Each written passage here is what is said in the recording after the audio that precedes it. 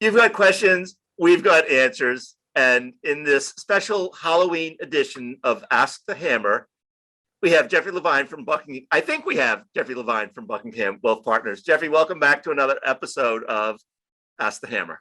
It is great to be with you as always, Bob, here as the headless vested horseman. Welcome back to another edition of the Headless Hammer. And yes, there we go. So that would be just a stick. A stick or a stick? A stick, yeah. My hammer with no head, a stick. The Headless Hammer. All right. There you go. So, Jeffrey, the question today in our special edition of Ask the Hammer, Halloween special edition, is what are the scariest financial mistakes that I need to avoid? Well, I think if we're talking about retirement benefits or retirement planning, there are probably two or three that I would put at the top of the list. One of them would certainly be, having an over concentration in any one investment. When you are at that point in your life, you are no longer able to withstand the losses that you may have been able to withstand earlier in life. And so it's important to have a well-diversified portfolio so that no matter what the market conditions are, you'll be able to handle some of the ups and downs.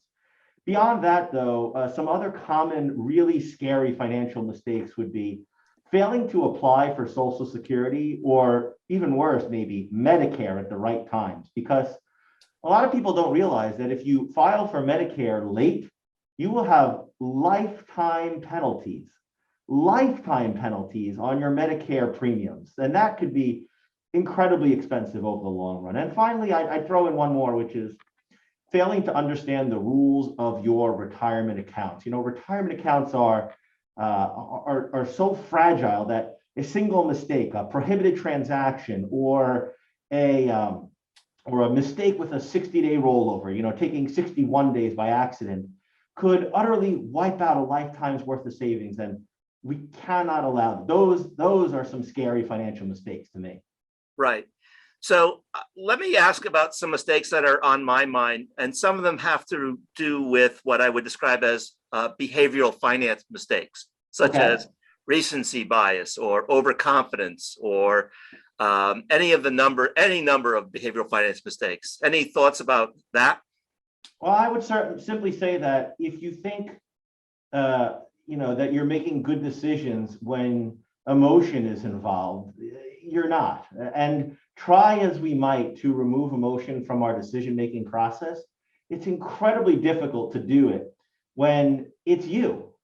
It's really hard. And that's why even as a financial advisor, I have my own financial advisor that I consult with, because you always want to make sure that someone else is giving you unbiased advice. At the end of the day, emotion is the enemy of long-term financial success. All right. Well, I think at the risk of suffocating in this mask, I think you've answered what the scariest mistakes are that people could make and should avoid in this episode of Ask the Headless Hammer. All right, I'm going to gallop away back to my long Kimosabi.